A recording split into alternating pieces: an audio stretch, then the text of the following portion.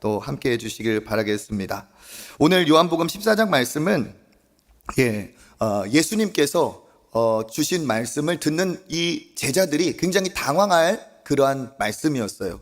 그 분위기를 우리가 놓치면은 굉장히 평온한 가운데서 하신 말씀이구나 싶지만, 이것은 예수님께서 그 제자들에게 미리 예고를 하셨어요. 무엇을 예고하셨느냐? 나는 이제 떠날 때가 됐다. 곧 있으면 나는 떠난다. 너희들을 남겨두고 나는 십자가와 부활의 길로 간다. 이거를 예수님이 이제 언지를 하신 거예요. 그 얘기를 듣고 이 제자들은 겁이 나기도 했고 또 두렵기도 당황스럽기도 했죠. 왜 그랬을까요? 아직 우리는 준비된 것 같지 않은데 우리를 두고 어디를 가시나? 가시면 안 되는데 하면서 그 마음이 정말 당황스럽기도 하고 무거운, 우리도 그럴 때가 있잖아요. 준비되지 않았는데 덜커덕 큰 책임이 내게 맡겨진다면 정말 그게 힘들 거예요.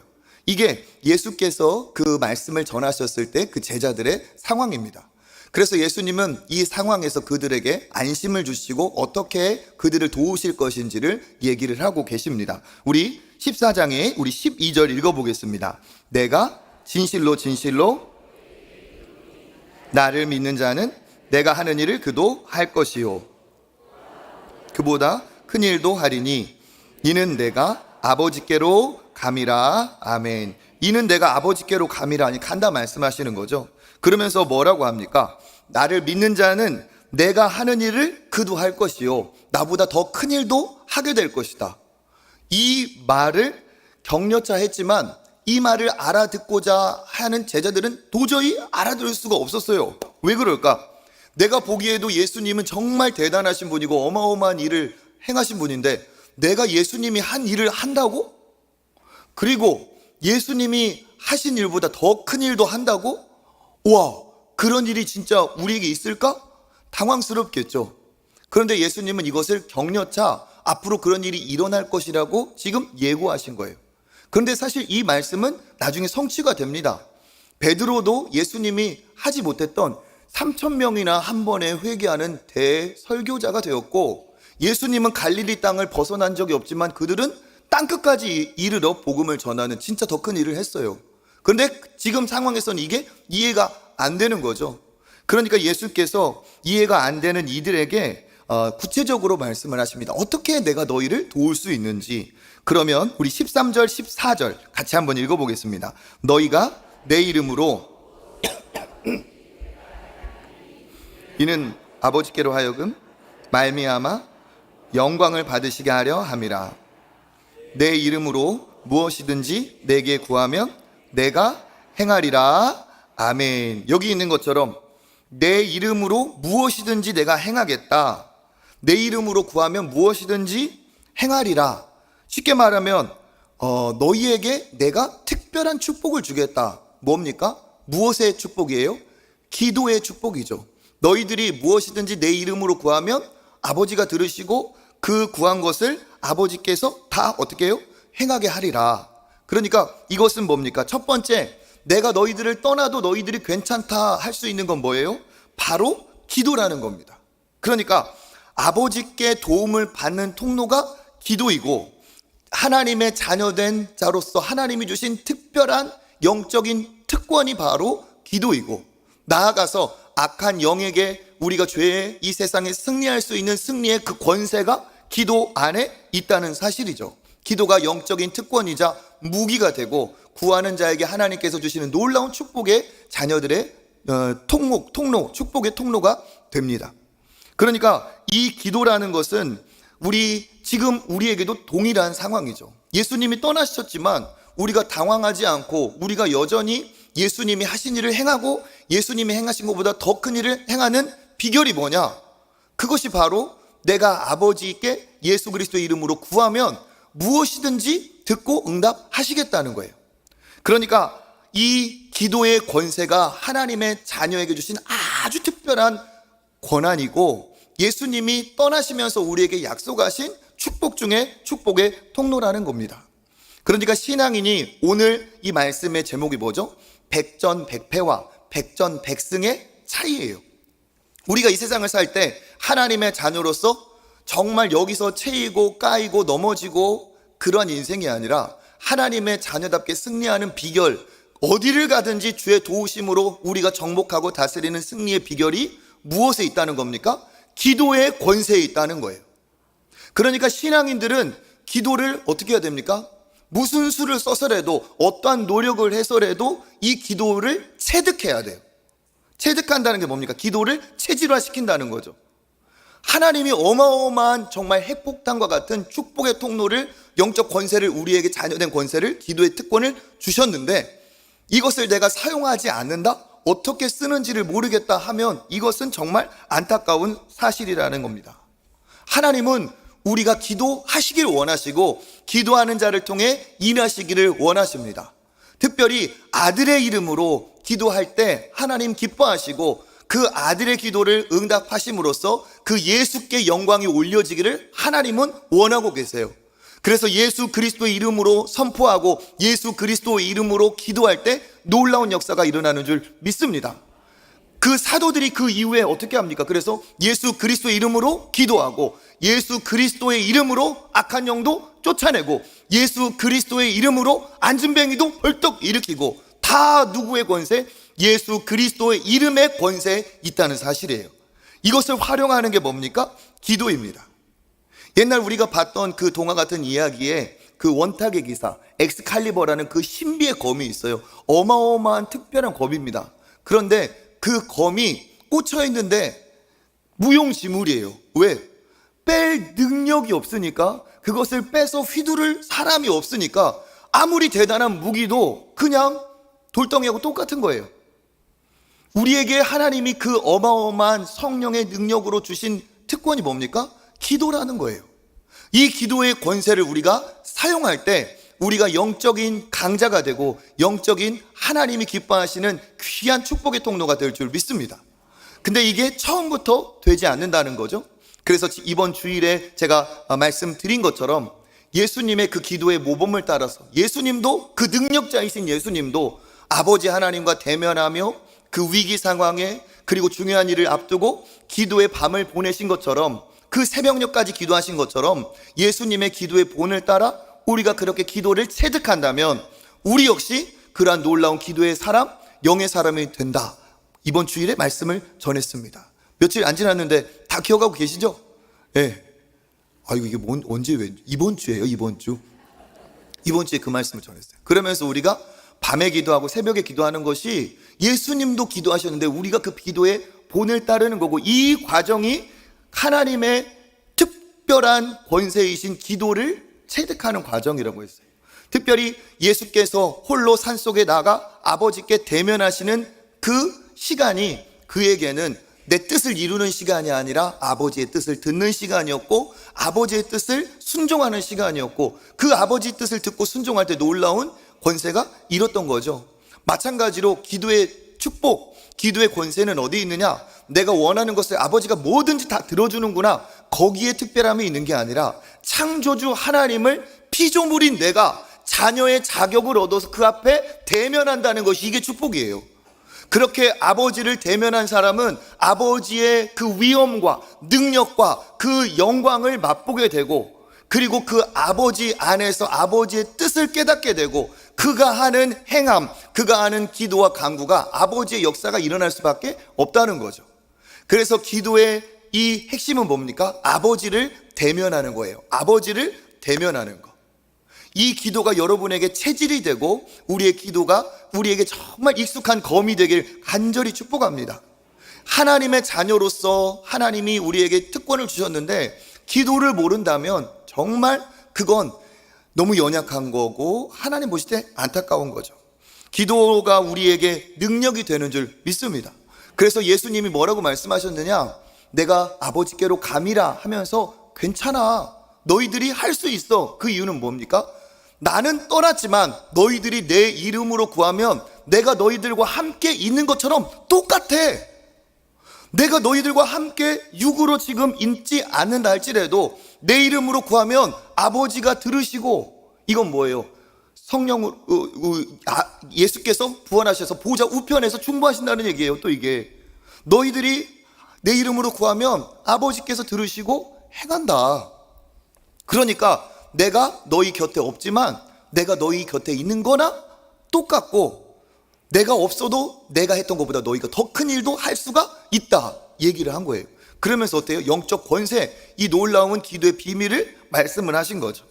그러면서 이 일이 어떻게 이루어지는지 그것을 더 구체적으로 얘기하십니다. 우리 16절 한번 읽어보겠습니다. 내가 아버지께 구하겠으니 그가 또 다른 보혜사를 너희에게 주사 영원토록 너희와 함께 있게 하리니. 아멘. 여기 굉장히 중요한 말이죠. 그러면 어떻게 나는 떠났지만 너희와 함께하고 어떻게 너희들에게 이런 일이 벌어지느냐? 여기에서 뭐라고 말합니까? 내가 아버지께 구하겠으니. 그렇죠. 내가 아버지께. 그러니까 너희들만 내 이름으로 기도하는 게 아니라 내가 너희를 위해서도 기도하겠다는 거예요. 근데 내가 너희를 위해서 무엇을 기도하느냐 하면, 나는 아버지께서 너희에게 또 다른 보혜사를 주기를 기도하겠다. 또 다른이란 말은 뭐예요? 그러니까 보혜사가 하나 있고 또 다른 보혜사가 또 있다는 얘기죠. 이 보혜사의 그 먼저 오신 보혜사는 누굽니까? 예수님이 보혜사예요. 이 보혜사라는 뜻은 돕는 자라는 뜻이죠. 그러니까 예수님이 우리를 돕기 위해서 오셨고, 내가 가지만 나의 자리를 이어갈 또 다른 보혜사를 아버지께서 보내주셔가지고 이 축복이 있습니다. 어떻게 한다고요? 영원토록 너희와 함께 있게 하겠다. 나는 떠나지만 보혜사가 또 오셔서 너희와 함께 영원히 계시겠다. 그러니까 예수님이 나 대신 보내신다는 그 기도의 그 응답, 보혜사는 바로 무엇을 말하고 있습니까? 예수님의 영이신, 그렇죠, 성령을 나타내고 있어요. 그래서 그 성령이 오심으로 아까 말했던 것처럼 예수님이 안 계신데 어떻게 우리가 예수님이 하신 일을 행할 수 있어? 예수님이 안 계시는데 우리가 예수님보다 더 큰 일을 어떻게 해? 그건 불가능이야. 하지만 이게 가능하다는 거예요. 어떻게? 또 다른 보혜사가 오셔서 영원토록 너희와 함께 있게 하심으로써 내가 예수님과 함께 있을 때와 똑같은 일을 경험하고 그것보다 더 큰 일도 하나님이 우리를 통해, 나를 통해 행하실 수 있다는 거죠. 여기에서 이 보혜사라는 단어를 우리가 돕는 자라고 우리가 알고 있는데, 시대적인 정황을 통해서 이 보혜사라는 단어를 설명하면 이렇습니다. 지금은 그런 역할이 선명하지 않기 때문에, 옛날에 그 재판의 과정이 있어요. 옛날에도. 그러면 재판의 과정이 있으면은 양측이 팽팽하게 의견이 이제 밀고 당기기를 하겠죠. 그때 이 보혜사, 파라클레토스, 옆에 있는 사람이란 뜻이에요. 그 보혜사라는 사람이, 나는 직결된 그 당사자는 아니지만 그 사람 곁에 있어서 그 사람이 이 재판의 과정에서 이 쟁론의 과정에서 반드시 승리하도록 물심양면으로 지도해주고 조언해주고 그 사람을 이길 수 있도록 곁에서 모든 것을 다 전폭적으로 지지해주는 역할을 하는 게 보혜사였어요. 그것을 통해서 어떻게 하느냐? 그 사람이 그 싸움에서 반드시 이기도록 돕는 사람이 보혜사예요. 그러니까 이 보혜사는 그냥 옆에서 필요한 거 갖다 주는 정도가 아니라, 이 보혜사는 그 당시로 그 사회에서는 꼭 필요한 존재, 절대적인 존재, 적극적으로 도와주는 존재, 반드시 있어야 될 그 존재가 바로 보혜사예요. 그래서 이 보혜사를 히브리어로는 에제르라고 하는데, 이 에제르가 창세기에서 나와요. 뭘로 나오느냐? 뭘로 번역이 되었느냐? 돕는 배필. 아담을 위해서 하나님이, 그렇죠, 홀로 있는 게 독처하는 게 좋지 않으니 내가 이 아담을 위해서 돕는 배필을 지으리라 했을 때, 이 돕는 배필이라는 단어가 보혜사라는 단어하고 똑같은 말이에요. 근데 남자에게 있어서 여성이 같이 한 몸을 이루고 가정을 이루어서 자녀를 양육하고 남편을 내조하는 건 절대적이죠. 해도 되고 안 해도 되는 역할이 아니에요. 그러니까 이 가정이 온전하게 서기 위해서 그 보혜사 에제르의 역할이 반드시 필요한 것처럼, 우리 역시도 살아가는 데 있어서 이 도움자의 역할이 필요한데, 그 역할을 예수님이 오셔서 우리를 승리의 길로 인도하셨는데, 이제 예수님을 이어 성령을 보내주셔서 이런 일을 이루게 하신다는 거예요. 이거를 제가 이 올림픽 경기에 하는 그 기사 중에 봤어요. 서건우라는 태권도 선수가 이게 태권도 시합을 했어요. 16강전에서 막 하는데 상대편 선수하고 막 발차기를 주고받고 점수가 오고 가는데 점수가 동점으로 딱 끝난 거예요. 그 판이. 근데 동점일 경우에는 판가름을 내야 되니까 어떠한 그 규칙이 있지 않겠습니까? 근데 이 규칙상 보면 이 한국 선수가 그 룰에 따라서 동점이지만 이겨야 될 조건이 있어요. 근데 점수가 착오가 난 거야. 점수가 착오가 나서 상대편이 이긴 걸로 판정이 딱 불이 들어오니까 심판이 그거에 준해서 상대편이 이겼다고 손을 딱 들어줬어요. 그러니까 우리는 지금 질 위기가 된 거죠.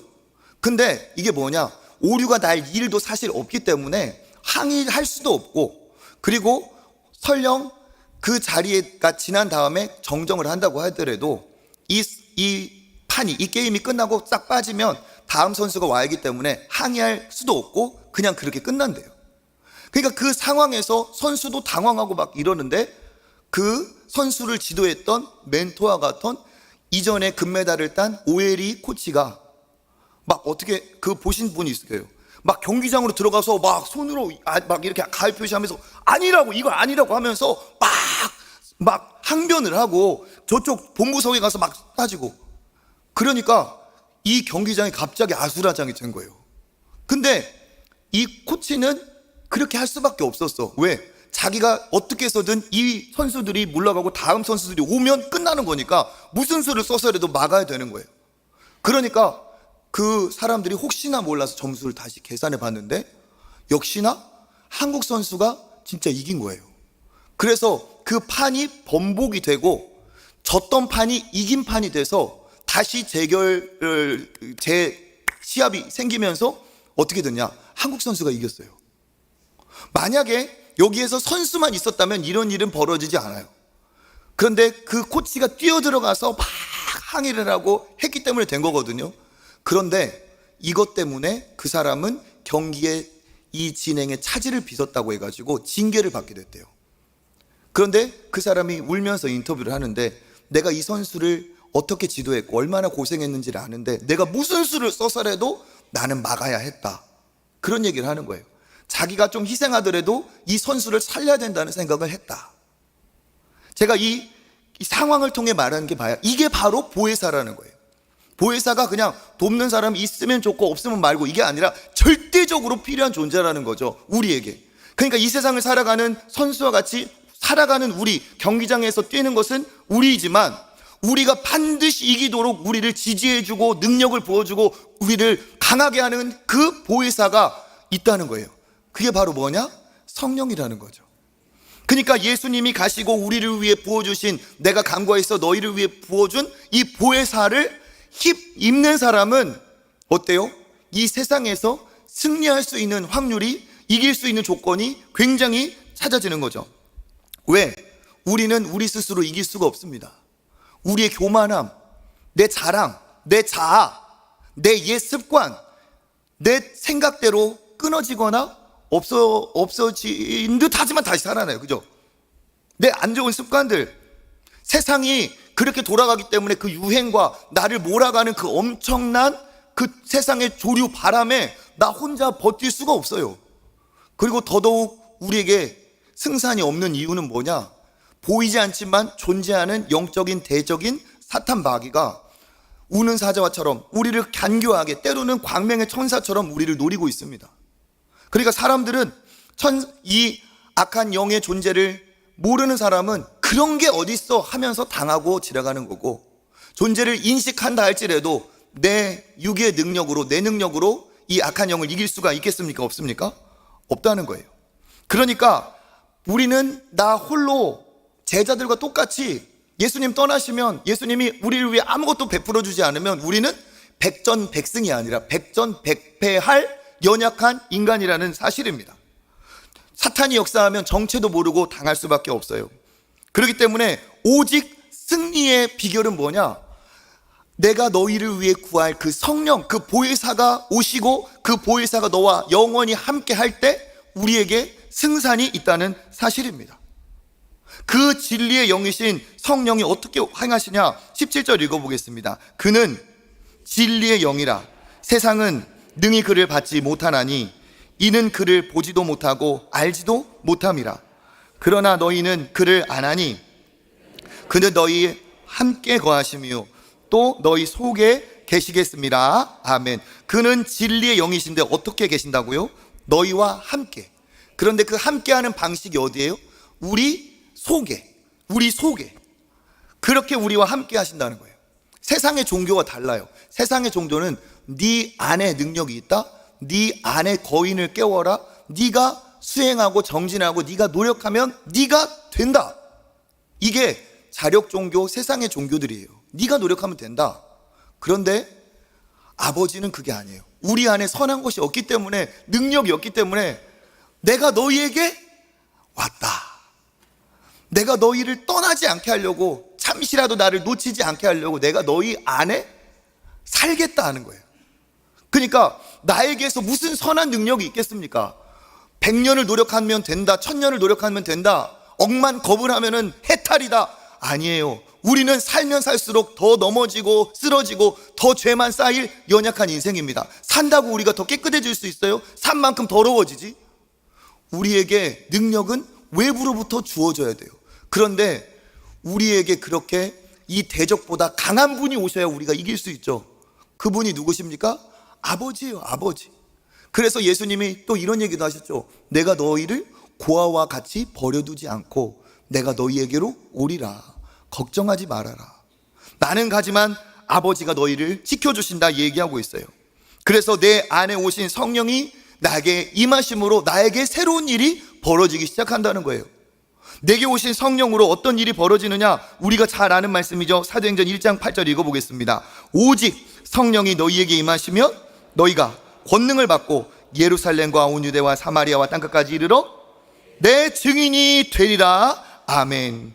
너희가 권능을 받고, 이게 첫 번째, 성령이 오시면 능력, 파워를 받는다는 거예요. 영적인 파워. 그래서 이 파워는 사람들과 때려 막 주먹질하는 그 파워가 아니라 영적인 파워죠. 무엇을 이길 수 있는 파워입니까?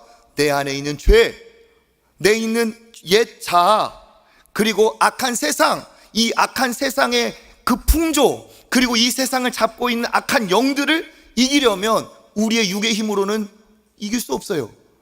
너희에게 권능을 주겠다. 이 권능이라는 단어에서 다이너마이트라는 말이 나왔죠. 폭발적인 권능이에요. 어떻게? 성령이 내게 임하심으로 내가 성령의 그 권능을 힘입어서 이길 수 있다는 거예요. 그 권능을 내가 힘입다 보면 어떻게 돼요? 하나님이 나를 통해 일하시는 것을 경험하게 되고, 하나님이 살아계시다는 걸 나도 누구도 부인할 수 없는 뭐가 생깁니까? 증거들이 생기죠. 그 증거가 있는 사람이 뭐가 됩니까? 증인이 돼요. 그래서 내가 하나님의 살아계심을 선포하는 전능의 권능에 내가 뭐가 돼요? 증인이 되는 거예요. 그러니까 성령이 임하시면 연약한 자들, 위축된 자들이 살아나요. 저도 봅니다. 우리 청년들을 통해서도 보고 저는 많이 봤습니다. 주눅 들고 우울해하고 정말 연약해 보이는 한 영혼이 성령이 임하시니까 우울함이 떠나가고, 성령이 임하시니까 얼굴이 밝아지고 얼굴이 펴지고, 성령이 임하시니까 자신감이 생기고 당당함이 생기고, 성령이 임하시니까 든든한 무엇인가가 그를 돕고 있다는 그러한 포스가 생기더라고요. 이게 뭐예요? 아버지를 대면한 성령이 함께한 자의 모습이죠. 모세가 40일 동안 그 산에 올라갔다가 돌판을 갖고 내려왔을 때 얼굴에서, 그렇죠, 저보다 훨씬 더, 저도 가끔 얼굴에서 광채가 난다는 얘기를 듣는데, 얼굴에서 광채가 나가지고 사람들이 눈이 부셔서 볼 수 없었고 두려워했대요. 이게 뭐예요? 아버지를 대면한 자의 영적인 이 권능이에요. 이게 실제 있는 겁니다. 그래서 성령이 임하심으로 우리가 어떻게 돼요? 확 살아나요. 일어나요. 회복돼요. 든든한 자신감이 생겨요. 걱정과 근심이 떠나가요. 왜? 내 뒤에 아버지가 계시다. 아버지와 나와 함께 하신다. 그렇게 믿음으로 갈 때 어떻게 돼요? 하나님이 함께 하시는 증거를 보게 되고, 증거가 나에게 증인의 삶을 살게 합니다. 내 삶을 통해 뭐 진화론을 얘기하고 무신론을 얘기하고 하나님이 없다고 얘기하지만, 나는 내 삶을 통해 아버지가 계심을 확신한다. 나에게는 증거가 있다. 이러한 담대함이 어떻게 옵니까? 성령으로 나에게 오는 거예요. 성령이 임하시면 권능을 받고 증인이 됩니다. 그리고 성령은 진리의 영이고 지혜의 영이기 때문에 성령이 임하면 우리의 이 지각이 깨어나요. 이 땅의 차원에서 영의 세계로 뛰어져요. 요한복음 14장 26절 읽어보겠습니다. 보혜사 곧 아버지께서 내 이름으로 보내실 성령, 그가 너희에게 모든 것을 가르치시고 내가 너희에게 말한 모든 것을 생각나게 하시리라. 아멘. 성령이 오시면 진리의 말씀이 깨달아져요. 성령이 임하면 성경 하나님 말씀이 들어와요. 눈에 보여요. 그리고 그 말씀이 성령의 조명하심으로 인해서 깨달아지고 그 말씀이 내 영혼에 꽂히면서 영과 홍과 및 관절과 골수를 찔러 쪼개기까지 하는 그러한 놀라운 능력이 어때요? 성령을 통해 성령의 빛으로 내게 임해요. 그래서 이 성령을 받은 사람은 지혜가 열립니다. 하나님이 그 성령은 창조의 영이에요. 창조의 영. 창조의 영. 세상 사람들이 말하는 창의력은 모조품이에요. 성령이 창조의 영이에요. 이 성령과 교감하는 사람은 이 세상의 아이디어를 뛰어넘는 어마어마한 창조적인 능력이 있습니다. 여러분 그거 체험해 보시길 바라겠습니다. 특별히 우리 자녀들이 하나님을 뜨겁게 만나서 진짜 하나님이 주시는 이 놀라운 아이디어, 이 창의적인 이 하나님의 창조성을 경험해 보시길 저는 간절히 바랍니다. 저는 그런 얘기를 가끔, 저 이런 얘기해서 죄송합니다. 그렇지만 사실이니까. 목사님 어떻게 그런 생각 하셨어요? 목사님 어떻게 그쪽 면을 보셨어요? 하나님이 주시는 지혜가 있어요. 성령이 임하시면 다른 사람들이 못 보는 것을 봐요. 많은 교회들이 코로나 때 할 일이 없었대요. 그런데 저는 코로나 때 엄청 바쁘게 살았어요. 왜? 한쪽 문을 확신이죠. 하나님이 이쪽 문을 닫으시면 항상 통행했던 그 문을 닫으시면 저는 확신한 거예요. 왜? 이쪽 문을 닫으시면 하나님이 사면을 다 닫으시겠나. 이쪽 문을 닫으시면 하나님은 반드시 다른 쪽 문을 여신다. 똑같이 보면 안 된다. 똑같이 볼 필요 없이 하나님이 주시는 영적인 안목으로 뒤집어도 보고 거꾸로도 보고 옆에서도 보고 하다 보면 어때요? 더 놀라운 일이 생겨요. 그냥 발상의 전환인 거죠. 예를 들어 볼까요? 4명 이하 못 모였어요. 그죠? 4명까지만 모이래요. 그러니까 대부분은 어떻게 하냐? 만날 사람도 없고 못 만나겠고 이제는 우린 다 근데 저는 오히려 그러면 4명씩 만나면 되잖아. 뭐 얼마나 간단해요. 4명씩 주구장창 만나고 다니자. 3명씩 모여라. 내가 간다. 그래서 다 만나고 다녔어요. 서로 조심할 건 조심해야죠. 그렇지만 그 안에서도 생각만 바꿔도 우리에게 어마어마한 지혜와 능력을 하나님이 주십니다. 안 된다고 하지만 안 된다고 하니까 안 되지, 하나님이 그 안 된다는 세상의 방식에 갇혀 계실 분이 아니에요. 그는 진리의 영이라. 그는 하늘의 지혜, 모든 것을 창조하신 창조의 영이신데 뭐가 막히겠습니까?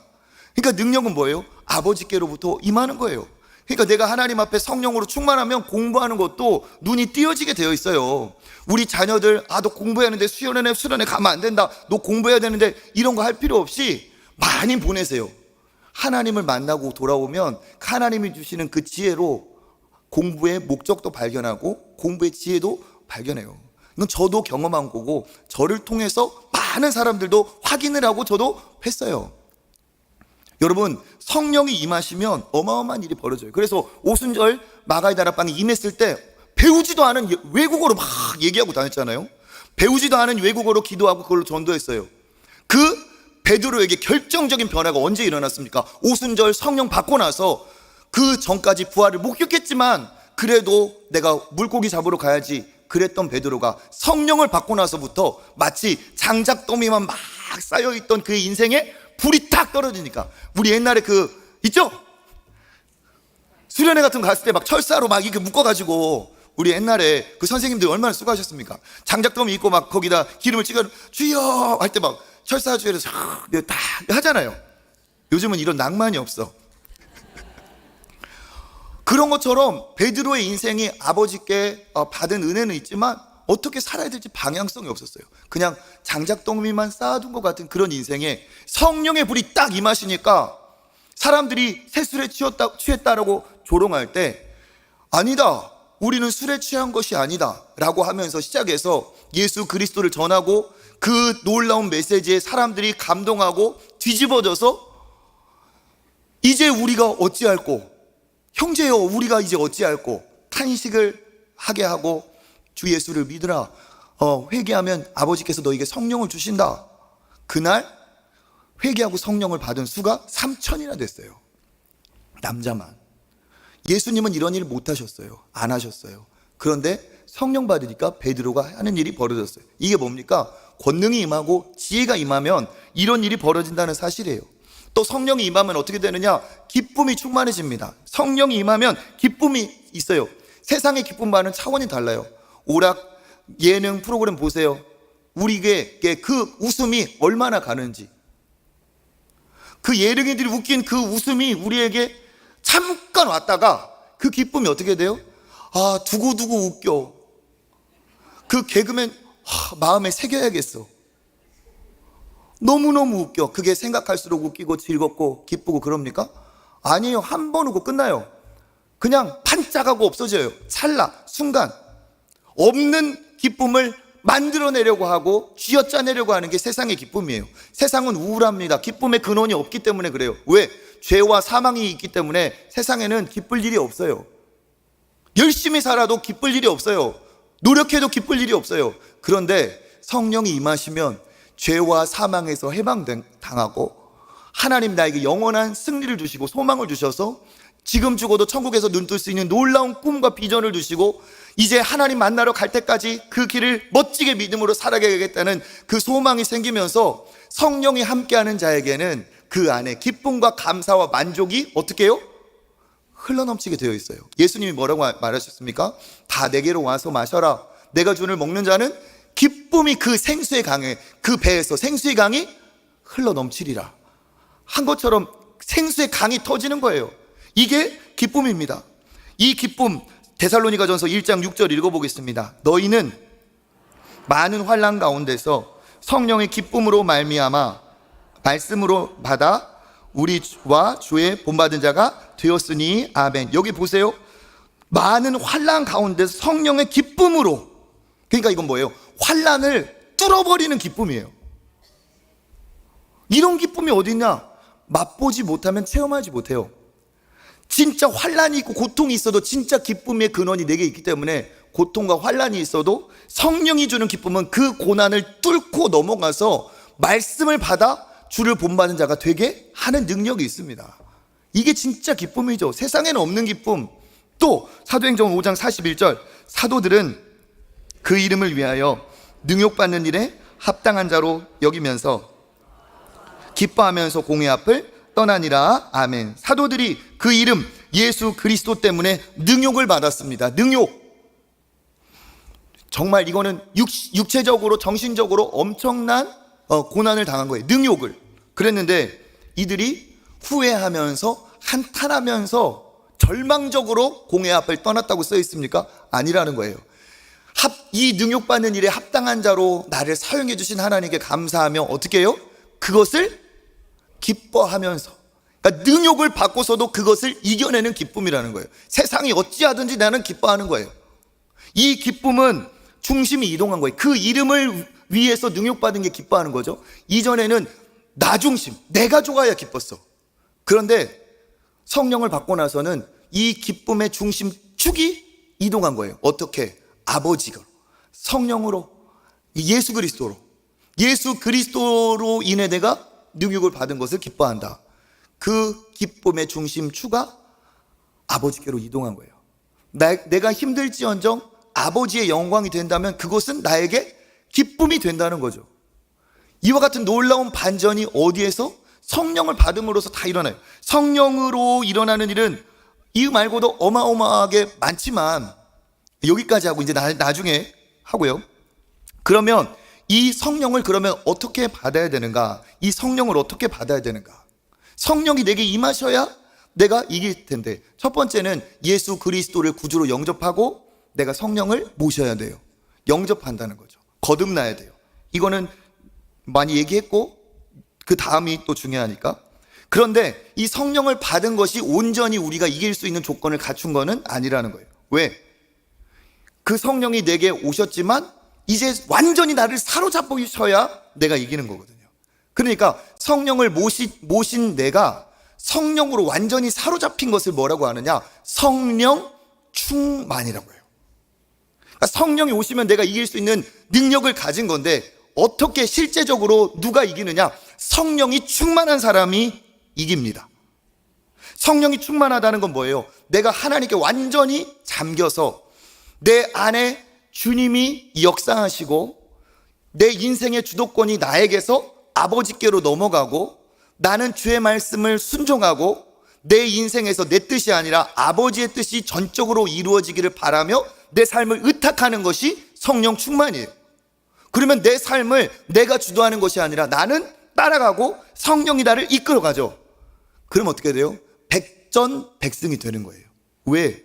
내가 맞짱을 뜰 필요가 없이 나는 그를 따라가고 나는 대장 대신 주님을 따라가고 그 주님이 나를 대신하여 싸우시고 그 주님이 주님의 일을 행하시고 내가 거기에 그 기쁨의 자리에 어떻게 하는 거예요?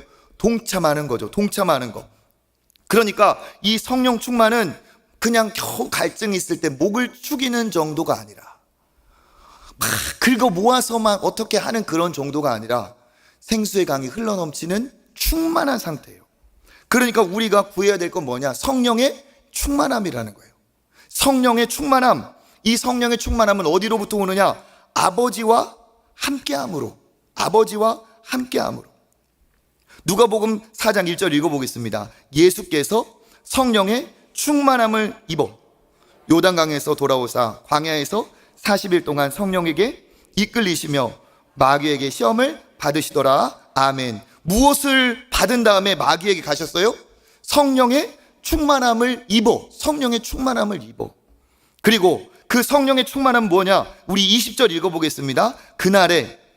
그날에는 내가 아버지 안에 너희가 내 안에 내가 너희 안에 있는 것을 너희가 알리라. 아멘. 내가 아버지 안에 아버지가 내 안에 내가 너희 안에. 이건 뭐냐? 성령과 내가 온전히 소통하고 친밀해지고 하나가 된다는 거예요. 이게 바로 성령 충만이에요. 그러니까 성령 충만은 아버지와 밀접한 거고 아버지의 뜻을 깨달은 거고 아버지 뜻을 이제는 순종하는 내 인생의 주권을 주님 앞에 넘기고 따라가는 인생이 성령 충만한 인생인데 내가 싸울 필요가 없이 아버지가 싸워 승리를 주시는 게 승리죠. 그것만이 우리에게 승리할 이유가 되는 거죠. 그렇기 때문에 이 아버지와 함께하는 자는 어떻게 돼요? 그때부터 말씀을 따라가고 말씀에 순종하고 그 말씀에 순종하는 중에 아버지의 도우심을 경험하고 아버지께서 승리를 함께 나누게 되십니다.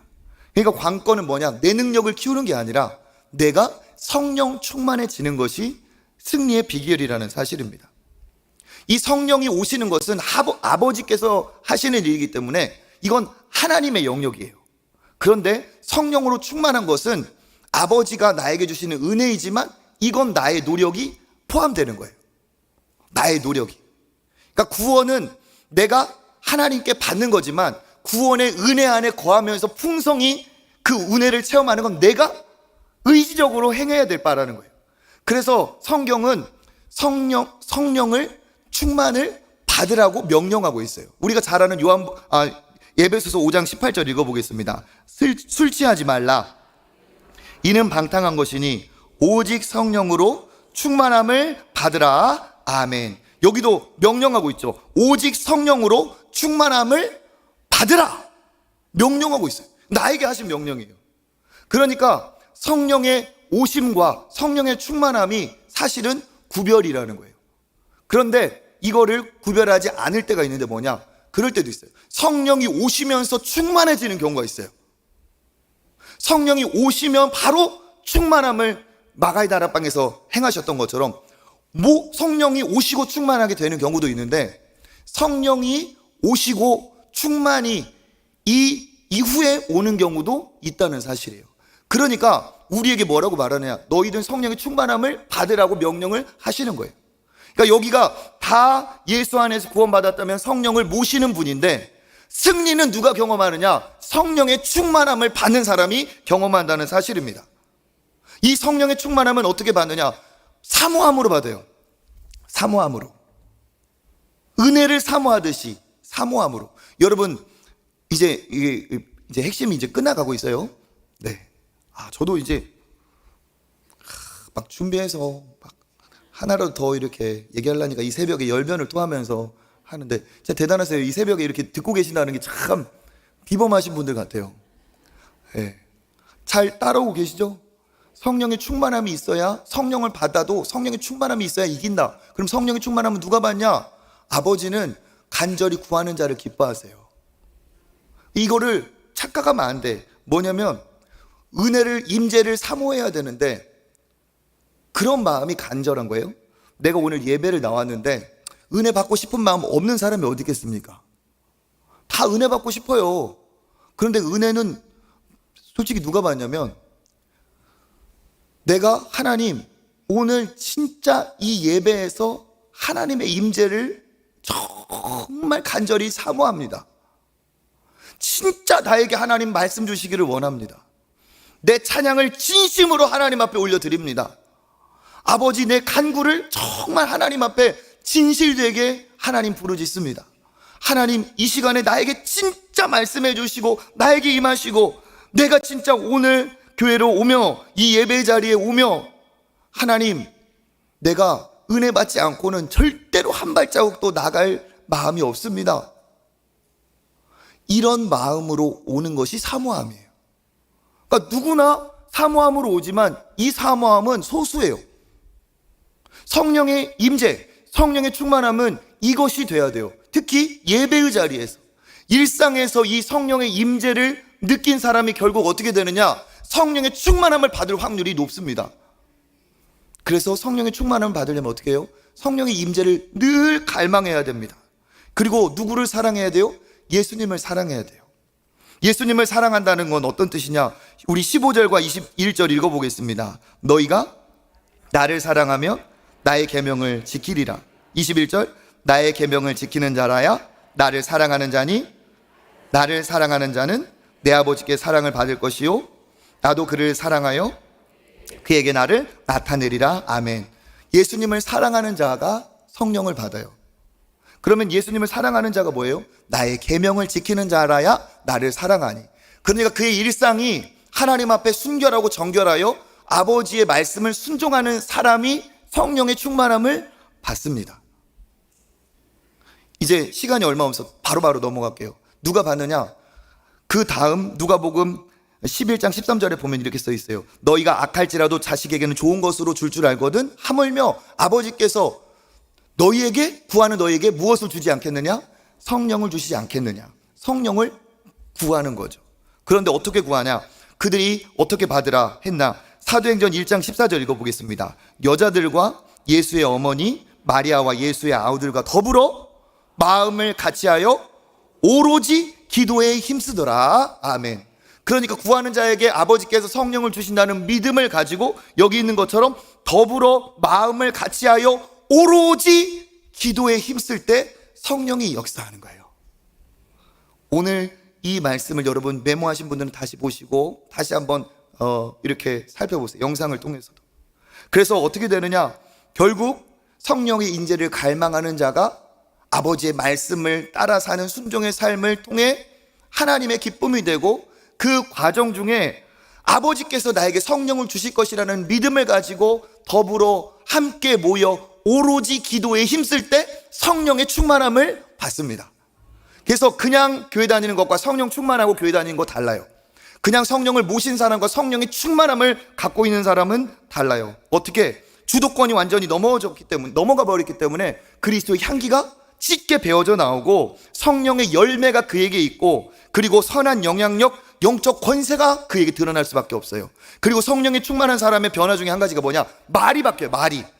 절망, 짜증, 분노, 이러한 말이 사라지고 하나님을 경험하다 보니까, 그 전능의 창조의 그 하나님을 경험하다 보니까 어때요? 소망과 기대와 감사와 은혜의 말로 바뀌어요. 말이 바뀌면 생각도 바뀌어요. 생각이 바뀌면 얼굴에 표정도 바뀌어요. 그렇죠?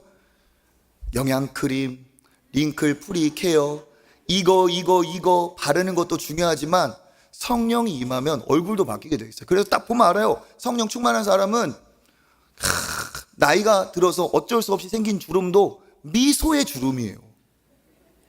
그런데 어때요? 짜증내고 분노하고 교회는 다니지만 성령의 충만함을 맛보지 못한 사람은 얼굴이 다른 거예요. 내 거울을 보면 내가 성령 충만의 상태를 내가 사실 알 수 있어요.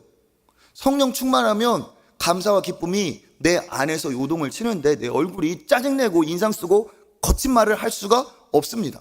비판하고 정죄하고 하나님 말씀을 얘기하는 것 같지만 사람을 누르고 죽이려고 하는, 그건 성령의 역사가 아니에요. 성령은 살리는 영이에요. 생명 살리는 영이에요. 그렇기 때문에 이 성령의 역사는 엄청난 일이 벌어져요.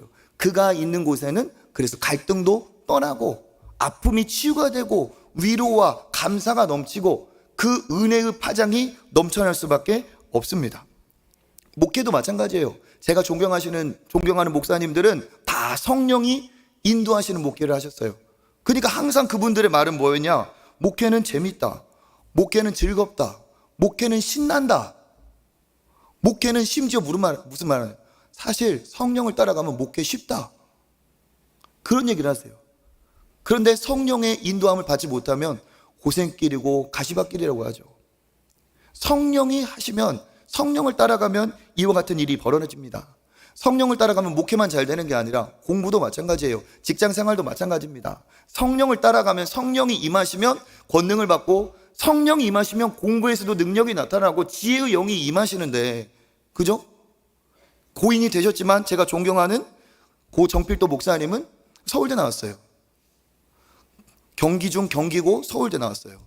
근데 그분이 초등학교 6학년 때 아버지가 없는, 아버지를 일찍 여인 그분이 초등학교 6학년 때 친구의 전도로 교회 갔다가 하나님 아버지를 만났어요. 그래서 아버지의 갈증이 싹 사라졌어요. 그리고 나서 그분이 기도하기 시작했는데 말씀이 들어가고 기도하니까 그분의 간증, 머리가 맑아지고 내 머릿속에 맑은 물이 졸졸졸졸 흐르는 것 같더라. 그 맑은 정신으로 죄짓지 않고 정결하게 거룩하게 아버지의 뜻 앞에 바로 살려고 하다 보니까 책이 사진이 찍혀지는 것처럼 내 눈에 들어오더라. 그리고 아버지 앞에 쓰임받기 위해서 진짜 하나님 앞에 멋지게 한번 사는 인생 쓰임받고 싶어 내 성실하고 겸손하고 학교 끝나면 교회에 들려서 기도하고 가고, 그게 그의 일상인데 그게 그에게 지혜의 원천이 됐어요. 이와 같은 성령의 역사가 저에게도, 저도 체험했고 여러분도 체험하셨고 우리 자녀들도 체험하시길 축복합니다. 그래서 여러분, 이제 말씀을 정리합니다. 아무리 대단한 것을 쌓아서 세상이 비범하다 해도 하나님이 하나님이 그건 아니야 하면 그건 다 헛것이에요. 세상이 다 부러워하는 사람이라도 하나님이 그거 필요 없어 라고 하는 사람은 인생 헛산 거예요. 그렇지만 단 하나라도, 단 하루를 살아도 하나님이 그것이다, 맞다, 그것은 복받은 사람인 줄 믿습니다. 이건 내 능력으로 되지 않아요. 누구를? 성령을 의지할 때. 성령을 의지하면 어떻게 돼요? 나는 백전백패지만 성령은 백전백승이시기 때문에 그 성령을 의지할 때 하늘이 열리고 말씀과 기도로 나아갈 때 하나님께서 놀라운 승리를 주실 줄 믿습니다. 그래서 여러분, 하나님 앞에 비범한 성도가 되시기를 축복합니다. 세상에서 비범한 거 되게 어려워요, 솔직히. 근데 은혜 받으면 하나님 앞에서는 비범한 성도 될 수 있어요. 비범한 성도, 비범한 하나님의 자녀 될 수 있다. 가능하다. 우리 초청교회가 그런 교회 될 수 있다. 나도 비범하고 우리 비범한 초청교회를 통해 하나님 역사하실 것이다. 할렐루야. 그런 은혜가 여러분에게 임하길 주님의 이름으로 축복합니다. 우리 하나님 앞에 감사의 박수 한번 올려드리겠습니다. 아멘. 우리 시간에